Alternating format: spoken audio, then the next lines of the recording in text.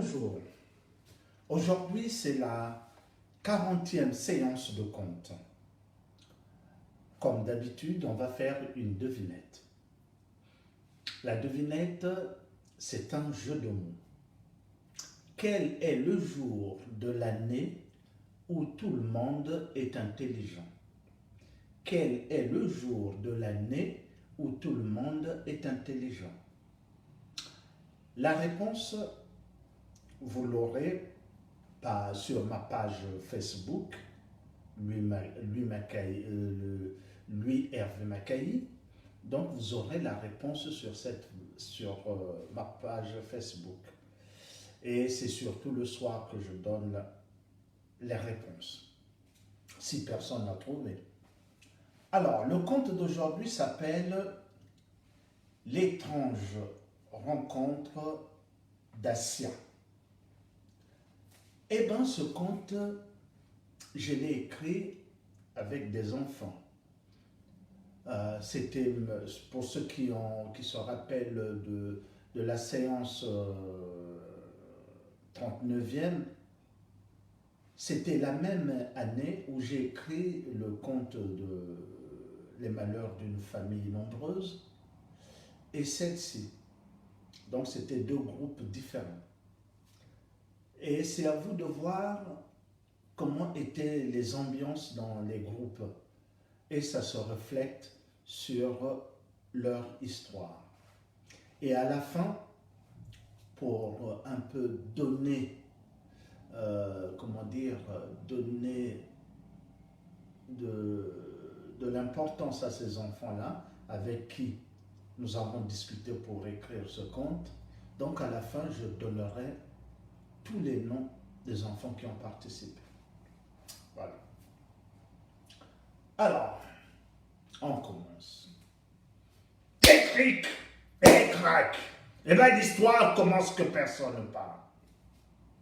Il était une fois, dans un pays qui n'existe plus aujourd'hui, et où les animaux et les objets avaient la parole, il y avait un homme et une femme qui vivaient tranquillement dans ce pays.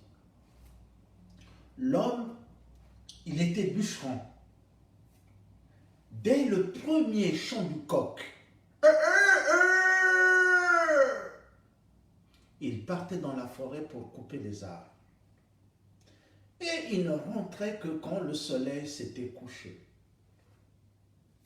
S'il n'était pas dans la forêt, avec sa charrette, il sillonnait le pays pour vendre son bois, qui servait à la construction des maisons et des objets. Sa femme, elle s'occupait du jardin et de l'élevage. Après la récolte des fruits et des légumes, ou après la traite des vaches, elle vendait ses produits au marché où elle achetait d'autres produits dont ils en avaient besoin. Dans leur foyer, il y avait une gentille et petite fille. Oh, elle était belle, cette petite fille. Elle faisait la joie de ses parents. Ainsi, chaque soir, le père ou la mère lui racontait des histoires pour l'accompagner dans son voyage au pays des rêves. Elle s'appelait Assia, qui signifie celle qui soulage, celle qui soigne en arabe. Mais Assia, c'est aussi le diminutif de Anastasia, qui signifie résurrection en russe. Assia aidait sa mère dans les tâches journalières. Mais c'était une fille qui était curieuse. Elle avait envie de tout savoir, de tout savoir. Elle posait toujours des questions. Alors les pauvres parents essayaient de répondre à ces questions. Et Assia, ah oui. Un jour,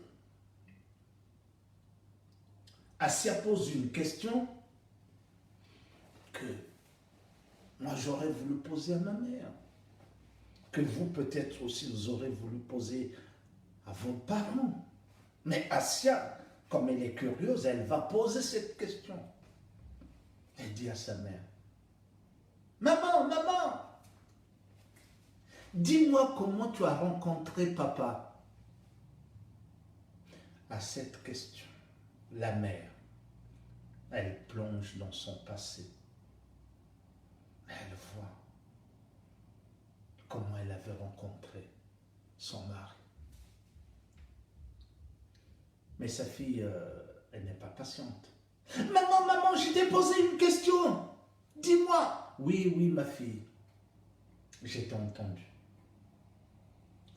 Va dans le grenier et cherche le livre qui s'appelle Famille. Mais maman, tu sais que je ne sais pas lire. Va dans le grenier, ma fille, et cherche ce livre. Assia est piquée dans sa curiosité. Donc, elle part dans le grenier. Elle arrive dans le grenier, elle remarque dans le grenier, tout est poussiéreux. Il y a des toiles d'araignée partout. Il fait froid et sombre. Heureusement, Assia, elle a une bougie qui l'éclaire en projetant des ombres sur les murs qui font peur.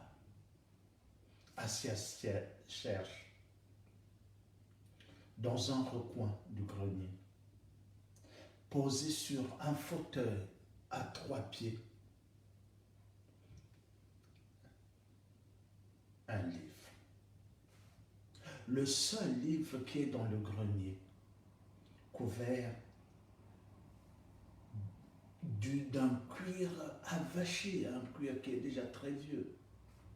Assia s'approche, elle pose sa bougie sur la table de chevet à côté du fauteuil à 3 pieds. Elle prend le livre, elle s'assied sur le fauteuil, elle pose le livre sur ses genoux, elle ouvre la page. Et tout à coup, il sort une lumière, un puits de lumière du livre. Curieuse qu'elle est, Assia. Elle se penche pour regarder. Eh bien, elle est absorbée par cette lumière. Elle va au fond. Elle est en train de tomber. Mais elle entend la voix de nulle part qui dit « N'aie pas peur, n'aie pas peur, n'aie pas peur, Assia. » Et elle s'évanouit. Eh bien, quand elle se réveille, elle est toujours assise sur le fauteuil à 3 pieds. Mais elle n'a plus le livre sur les genoux. Et surtout, elle n'est plus dans son grenier, dans le grenier de leur maison. Elle est dans une autre maison où elle voit une femme avec sa fille. Mais en regardant très bien, distinctement, cette jeune fille, elle voit que c'est sa mère. Assia, elle est contente, elle crie. « Maman, maman, maman! C'est moi, Assia, je suis ici! » Malheureusement pour elle, sa mère ne peut pas l'entendre, ni la voir. Elle est invisible pour elle. Et Assia ne peut pas quitter le fauteuil à 3 pieds. Assia n'est que là pour voir l'histoire de sa mère. Elle ne peut pas intervenir. Peut-être qu'Assia, excusez-moi, il fait très chaud, hein? Peut-être qu'Assia va avoir la réponse à sa question. Le jour où Assia est arrivée dans la maison de sa grand-mère, donc de la mère de sa mère, qui est une fille, la petite fille, et bien ce jour-là, elle s'apprêtait à aller au marché. Elles ouvrent la porte, elles sortent et elles s'en vont sur le chemin. Et Assia, toujours sur son fauteuil, les suit. Elle les voit, elle les suit. Sur le chemin, il y a un âne qui sème la panique. Avant que l'ânier ne maîtrise son animal, et l'âne a bousculé la mère et la fille qui sont tombées. Heureusement, elles ne sont pas blessées. Elles se relèvent, elles dépoussiètent leurs vêtements, puis elles continuent. Mais la mère ne remarque pas que son porte-monnaie est tombé. Heureusement, il y a un jeune garçon qui les suit. Le jeune garçon voit le porte-monnaie, il le ramasse et il court derrière la mère et sa fille. Madame, madame, madame, madame. La mère s'arrête et se retourne. Oui, le garçon arrive. Bonjour, vous avez perdu votre porte-monnaie. Tenez, le voici. La mère prend son porte-monnaie et dit, merci mon fils. Elle se retourne vers sa fille et dit, ma fille, de nos jours, il est difficile de rencontrer un jeune homme aussi honnête que celui-là. Je lui souhaite vraiment qu'il ait une vie heureuse. Mais la mère est tellement impressionnée par ce garçon, elle lui propose une invitation à manger chez elle. Le garçon hésite, mais cette femme insiste. Finalement, le garçon, il accepte. Il accepte l'invitation. Et là, tout devient noir. Assia ne voit plus rien.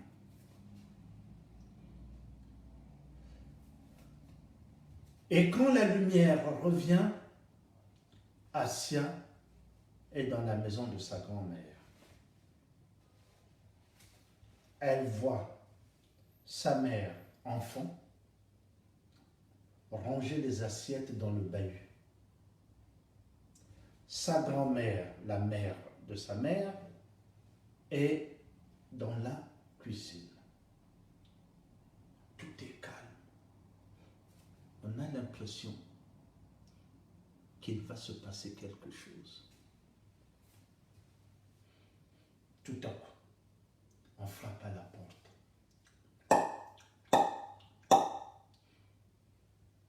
La petite fille va ouvrir la porte.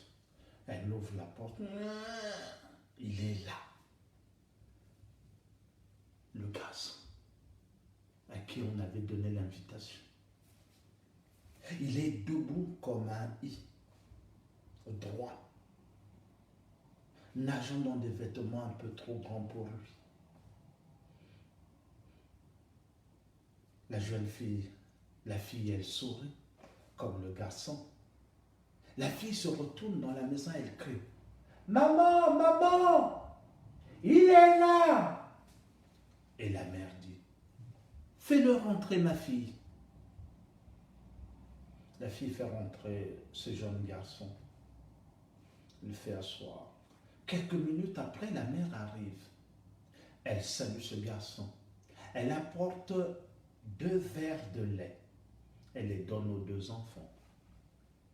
Puis, se retournant vers sa fille, elle dit, « Ma fille, fais-lui visiter notre ferme pendant que je prépare le repas. » « Oui, maman. »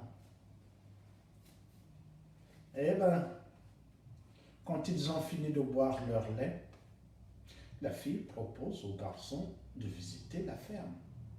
Ils sortent de la maison. Elle l'emmène d'abord à l'étable.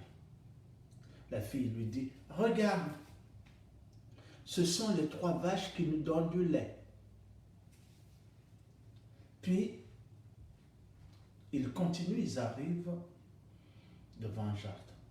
La fille dit, « C'est notre jardin. » En fait, dans ce jardin, il y a 2 jardins. Il y a ce qu'on appelle un verger et il y a ce qu'on appelle un potager. Ah, ma mère me dit toujours, la terre, c'est notre mère à nous tous. Elle est généreuse. Quand on lui donne un grain, elle multiplie le grain. Ainsi, nous devons toujours prendre soin de la terre.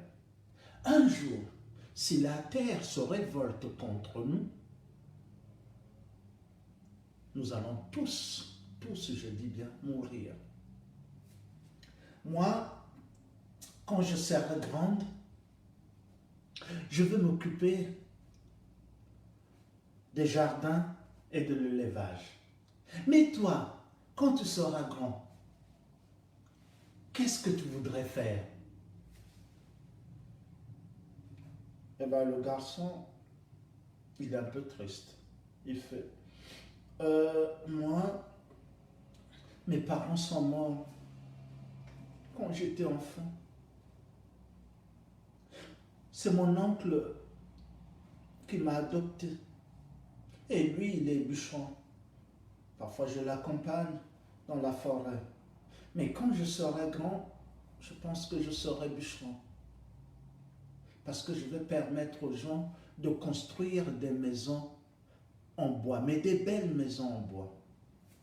Eh bien, c'est au tour de la fille d'être triste. Elle est triste. Elle dit, moi, je n'ai jamais connu mon père.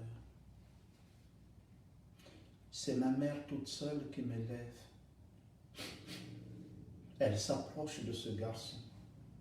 Elle lui prend sa main dans ses mains. Elle serre la main du garçon. Elle dit, veux-tu être mon ami pour la vie? Et le garçon, sans hésiter, va dire, oui, je vais être ton ami. Ah oui. Il vient de naître dans le cœur de ces 2 enfants un sentiment qui est pur, très pur. Un sentiment que nous appelons l'amour. Et là, on entend les 3 vaches qui meulent. Meuh, meuh, meuh. Et puis, tout devient noir. Assia ne voit plus rien. Elle entend la voix de nulle part. Assia, tu as eu ta réponse à ta question. Puis, quand la lumière revient, Assia est toujours assise sur le fauteuil à 3 pieds. Elle a son livre sur le genou. Elle est dans leur grenier. Elle se lève, elle pose le livre, elle prend sa bougie et elle sort du grenier. Elle crie. Maman, maman, je sais comment tu as rencontré papa. Je sais. La mère regarde sa fille et dit, eh oui. Moi aussi, j'ai utilisé le fauteuil et le livre pour voir comment ma mère avait rencontré mon père. Et quand je suis revenu, ma mère m'a dit, ma fille, ces deux objets, le livre et le fauteuil à 3 pieds, se transmettent de mère en fille, mais la première de ses filles. Quand tu auras ta première fille, c'est elle qui prendra la relève. Mais ça reste un secret.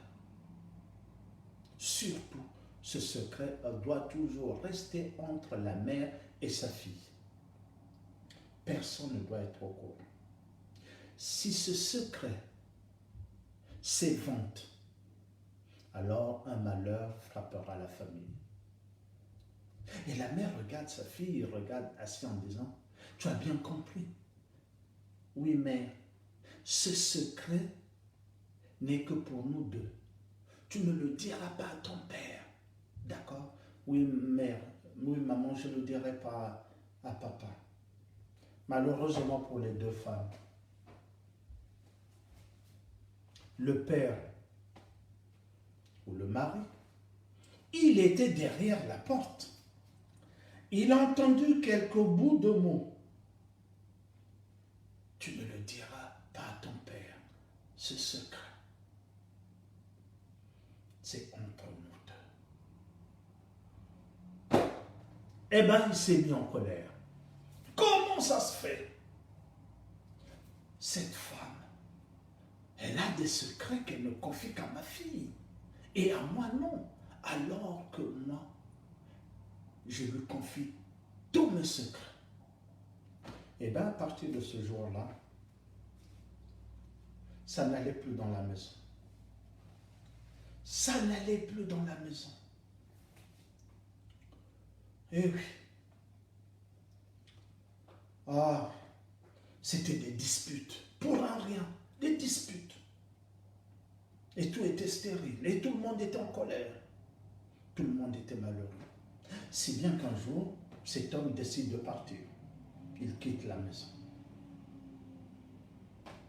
La mère et la fille restent dans cette maison, toutes seules. Elles sont malheureuses. Elles se sentent comme si elles étaient en prison. Surtout la mère, elle est complètement effondrée. L'homme qu'elle aime est parti. Pourquoi? Elle ne le sait pas. Assia regarde sa mère. Elle est touchée. Mais elle se dit, je m'appelle Assia. Assia signifie celle qui soulage, celle qui soigne.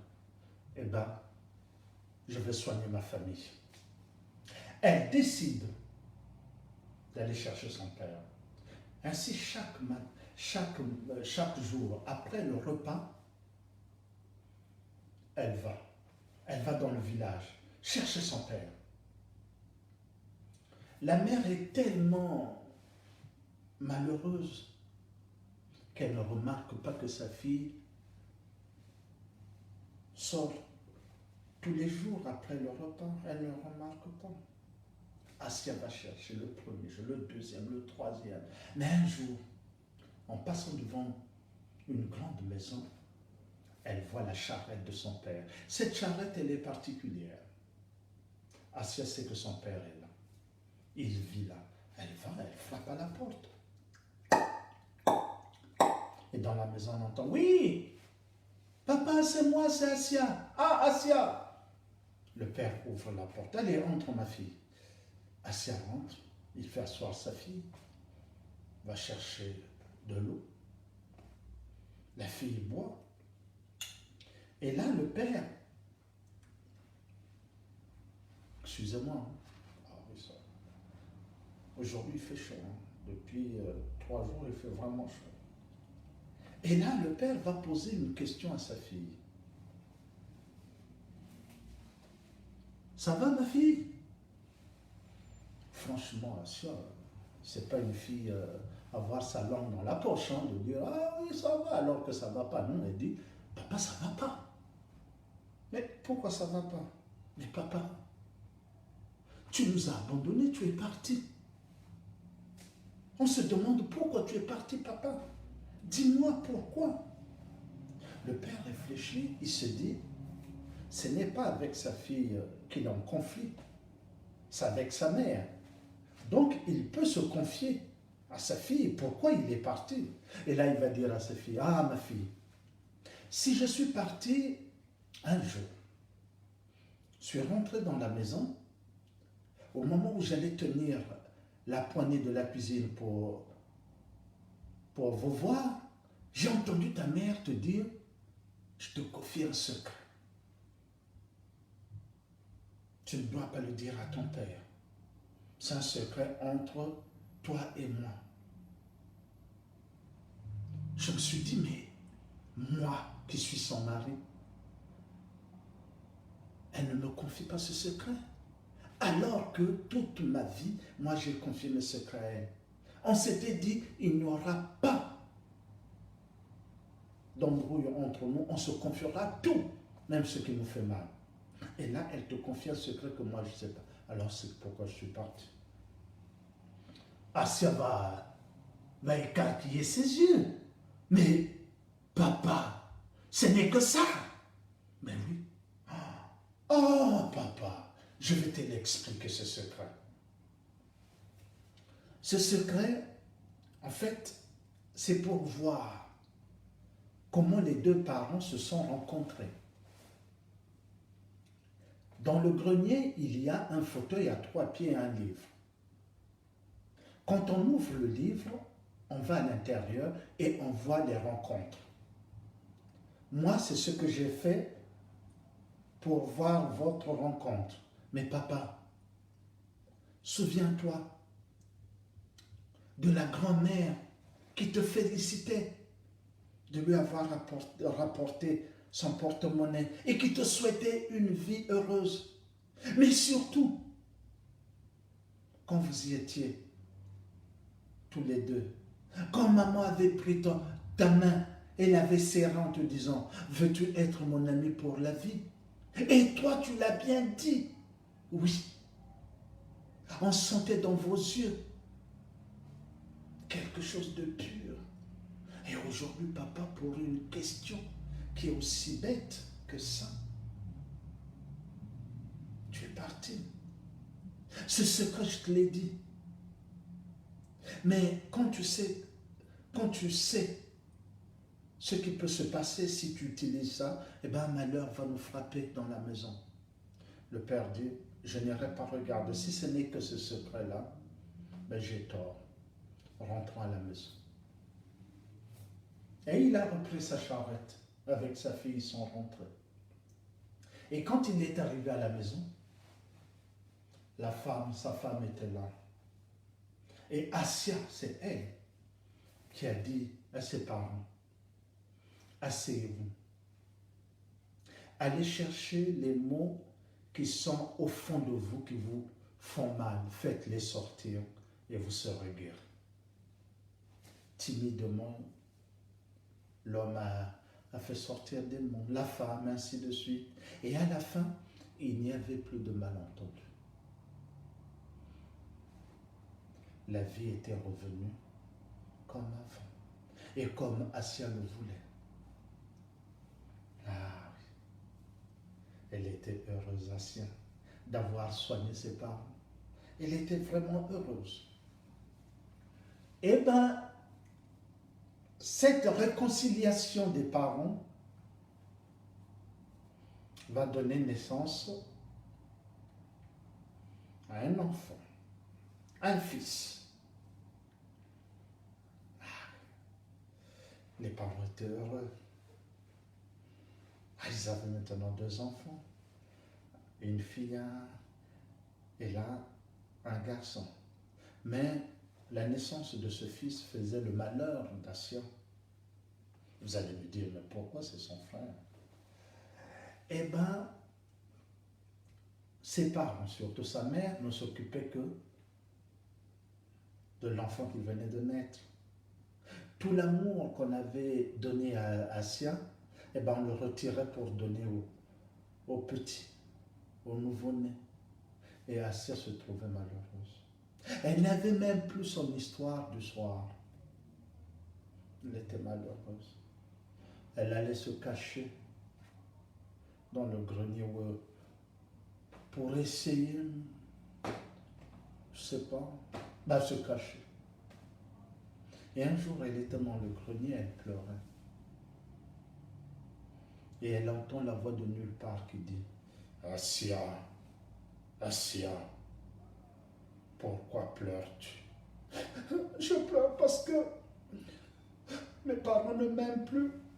On ne me raconte plus d'histoires. Personne ne fait plus attention à moi. Ah oui. Mais toi, qui es-tu? Moi, je suis le fauteuil à 3 pieds.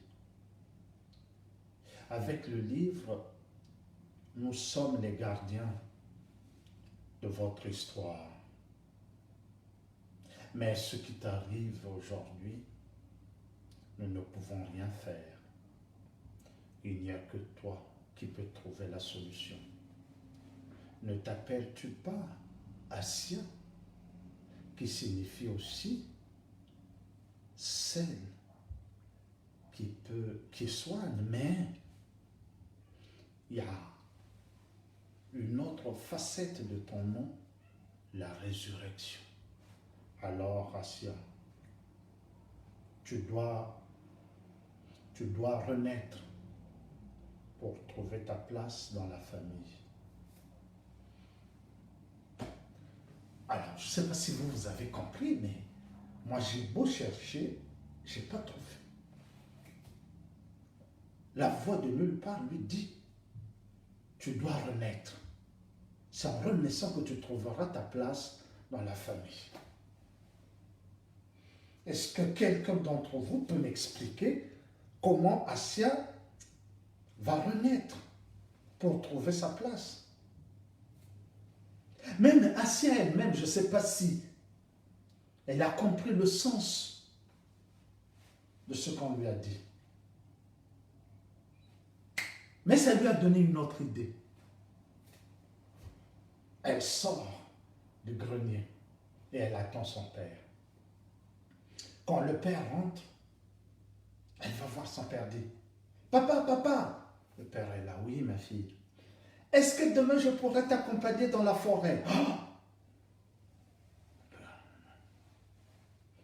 Que sa fille l'accompagne dans la forêt. Il réfléchit, il dit, ah non. Ah non ma fille, tu ne peux pas m'accompagner dans la forêt. Il y a trop de dangers pour un enfant. Assia, elle ne se demande pas. Elle continue. Mais père, papa, regarde ici, dans la maison. Je suis malheureux. Je suis malheureuse. Maman s'occupe de mon petit frère. Et toi, tu n'es pas là. Tout seul, je ne fais rien. Regarde, je suis malheureux. Le père regarde dans les yeux de sa fille. Vous savez que les yeux ne trahissent jamais. Vous pouvez mentir, mais quand on fixe vos yeux, on sait si vous mentez ou pas. Regardez mes yeux. Quand vous les voyez, est-ce que je vous mens? Non, je vous dis une vérité. Je ne vous dis pas la vérité, mais je vous dis une vérité. Alors, quand le père a regardé les yeux de sa fille, il a vu la tristesse. Il s'est souvenu que c'est grâce à sa fille que l'harmonie est revenue dans la famille. À son tour d'aider sa fille. Alors, il va dire à sa fille, je veux bien que tu viennes avec moi dans la forêt, mais tu dois suivre tout ce que je te dirai. Tu ne me poseras aucune question. Assia dit oui, d'accord papa. Et le lendemain, dès le premier chant du coq, Assia et son père partent dans la forêt. Ils arrivent dans la forêt, le père va dire à Assia, ma fille, Ton travail va consister à ramasser tout ce bois mort et de le mettre dans la charrette. Ce bois nous servira pour la cheminée ou pour faire la cuisine. Oui, Père. Elle va chercher le bois mort. Mais surtout ne te loigne pas de la charrette. Oui, Père. Va chercher, elle revient. À un moment, elle ramasse une branche d'arbre morte et ce qui attire son attention, c'est l'empreinte de pas. Il y a une empreinte énorme d'un pas. Elle dit, mais qui peut avoir un pied aussi énorme que ça? Il dit, c'est pas un humain. Curieuse qu'elle est. Elle va suivre les traces de pas. Elle suit. Mais vous vous demandez, mais pourquoi elle va suivre ces traces de pas? C'est tout simplement parce que ses parents lui racontent des histoires sur des géants qui vivent dans la forêt, mais qui ont peur des hommes. Elle veut être la première des personnes à avoir vu les géants et elle le dira à son père, à sa mère et à son frère. Elle suit les traces, elle suit, elle suit. Alors vous savez, si vous mettez un pied devant et puis après un autre devant, vous faites du chemin, vous avancez. Et à la fin, elle est arrivée devant une montagne. Les traces de pieds, elle les trouvait rentrées dans cette montagne. Elle s'est approchée. Il y avait une caverne. Elle a fait, il y a quelqu'un? Personne ne répondait. Mais c'est aussi elle est courageuse. Moi, je serais retourné. Non, elle est rentrée. Et quand ses yeux se sont habitués à l'obscurité, elle a vu qu'il y avait une table. Et sur cette table, il y avait une assiette dans laquelle il y avait de la nourriture. Et l'odeur a attiré Assia. Elle n'avait pas mangé. C'est un enfant. Elle a mangé. Après avoir mangé, elle se sentait, lourde. Elle n'avait pas envie de partir. Elle s'est dit, je vais dormir, après je m'en irai. Elle s'est allongée. Finalement, elle s'est endormie.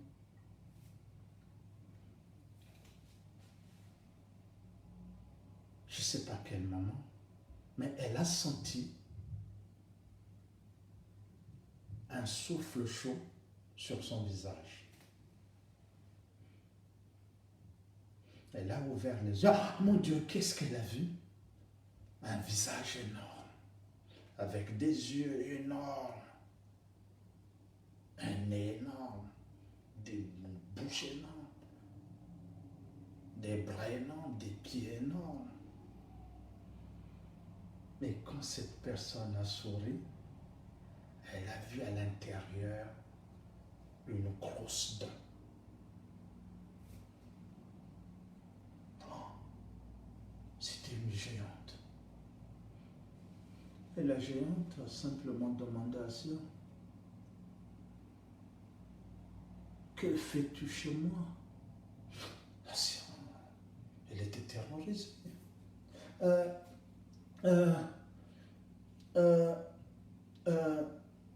Dis-moi, qu'est-ce que tu fais chez moi? C'est toi qui as mangé ma nourriture? Oui. Alors, il faut que tu me rembourses une assiette pour partir d'ici. Mais mes parents vont me chercher. Tant que tu ne m'as pas remboursé, tu resteras auprès de moi. Oh, la pauvre Assia. Elle ne pouvait pas partir. La géante a fermé la caverne. Elle a fait un lit pour Assia. Assia s'est couchée.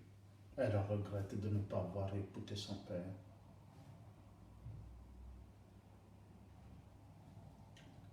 Le lendemain, la géante a réveillé Assia. Elle lui a donné des vêtements, car les vêtements qu'elle porte sont devenus trop petits. Assia s'étonne, mais c'est les mêmes vêtements que j'avais hier. Pourquoi sont si petits? Elle accepte les vêtements qu'on lui donne. La géante lui attache une corde à la cheville et elle lui dit, tu vas aller me chercher de l'eau. Prends le seau qui est là. Tu dois remplir ce seau. Aucune goutte ne doit tomber. Si tu réussis à faire ça, je te laisse partir. La géante ouvre la caverne et avec son gros doigt, elle monte là où se trouve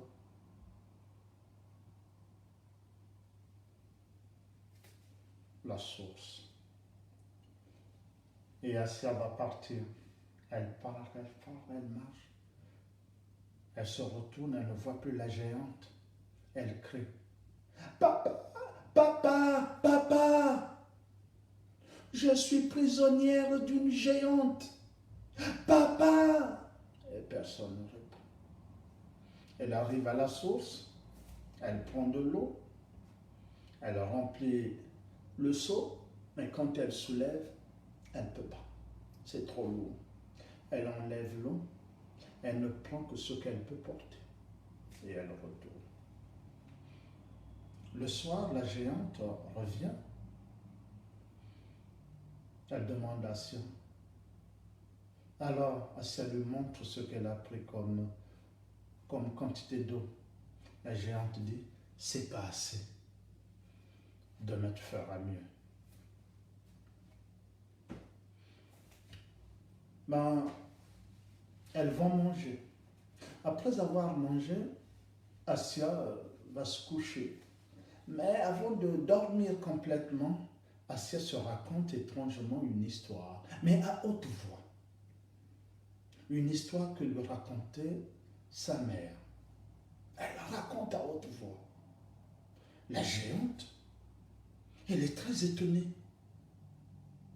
d'entendre cet enfant raconter une histoire. La géante écoute, elle est heureuse, comme un enfant qui découvre pour la première fois la magie des mots. Les mots sont vivants. Les mots, quand ils rentrent en nous, nous donnent quelque chose, de la joie, de la tristesse, du malheur, de tout ce que l'on veut. Mais les mots sont vivants et la géante le ressent. Pour la première fois, elle sent en elle ces mots qui vivent, qui lui donnent de l'énergie. Puis Assia va dormir. Puis Assia s'endort. Le lendemain, la géante la réveille. Elle lui donne d'autres vêtements. Les vêtements de la veille sont trop petits. Assia change de vêtements. La géante s'en va. Assia sait ce qu'elle a à faire. Elle doit toujours aller chercher de l'eau. Elle va chercher. Elle ne peut pas remplir tout le seau. Mais aujourd'hui, elle a pris une quantité plus grande que la dernière fois. Elle rentre. Quand la géante revient le soir, elle regarde. C'est pas assez. Demain, tu feras mieux. Et au moment où Assia veut dormir après avoir mangé, la géante lui dit, Assia, comme tu me l'as dit que tu t'appelles Assia, peux-tu me raconter une histoire? Assia s'étonne. Raconte-moi une histoire. Je t'apprendrai des choses que tu ne sais pas. Et Assia va raconter l'histoire. La géante est heureuse. Et elles vont s'endormir. Ainsi, les jours se ressemblent. Eh oui, mais sauf que Assia arrive à porter plus d'eau dans le seau. Et le 7e jour, elle a réussi à porter un seau plein sans faire tomber une goutte. Quand la géante voit cela, elle dit à Assia, tu as réussi. Eh bien, tu vas repartir chez toi demain. Elles vont dormir. Après avoir raconté l'histoire, elles vont dormir. Le lendemain, la géante se réveille. Elle donne d'autres vêtements à Assia. Et puis, elle dit, je vais t'accompagner sur la route des hommes. Mais je te donne aussi ce gros sac. C'est tout ce que tu as gagné en restant avec moi. À l'intérieur, il y avait des pièces d'or. Assia va prendre le sac. Après avoir mangé d'abord, Assia prend le sac et elles vont sortir. Toutes les deux. La géante l'accompagne jusqu'à la route des hommes. Et là, la géante retourne. Assia toute seule continue sur cette route. Elle marche, elle marche. Et là, elle reconnaît les lieux. Elle voit la charrette de son père. Elle s'approche, mais sur la charrette, il y a un vieil homme qui est assis. En marchant sur une branche morte, cette branche craque. Et l'homme qui est sur la charrette se retourne.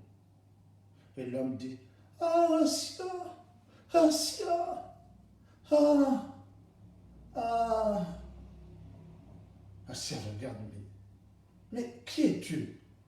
Assia, c'est moi, papa. Je sais que tu as changé, mais je te reconnais. Assia dit, Père, c'est toi. Mais comment as-tu changé au bout de 7 jours? Le père fait, oh, 7 jours. Tu veux dire 7 années et un jour. Toutes ces années, je t'ai dit, tant que j'ai la force, je viendrai toujours ici pour t'attendre. Au fond de mon cœur, je savais que tu étais vivante. Ta mère et ton frère vont être contents. Eh bien, Assia comprend ce qui s'est passé dans cette caverne. Un jour dans la caverne correspondait à une année dans le monde des hommes. Elle demande pardon à son père. Elle monte sur la charrette avec son sac et ils partent. Quand ils arrivent chez eux, avant même que la charrette ne s'arrête, la porte s'ouvre. La mère et le fils arrivent. La mère va aider Assia à descendre. Le père va prendre son fils dans les bras. Ils rentrent tous dans la maison. Ils vont s'asseoir. Et là, Assia va leur raconter son histoire. Ce qui s'est passé pendant 7 ans. Elle ouvre le sac. Elle leur dit, cette géante m'a donné ce sac avec des pièces d'or. Elle sort toutes les pièces d'or, mais au fond du sac, il y a un plat. Elle sort le plat.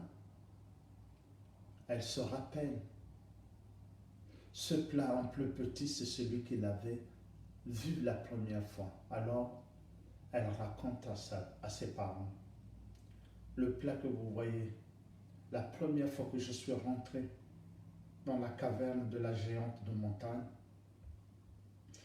il y avait un petit plat comme ça qui contenait de la nourriture. J'avais tellement faim. Et j'avais mangé.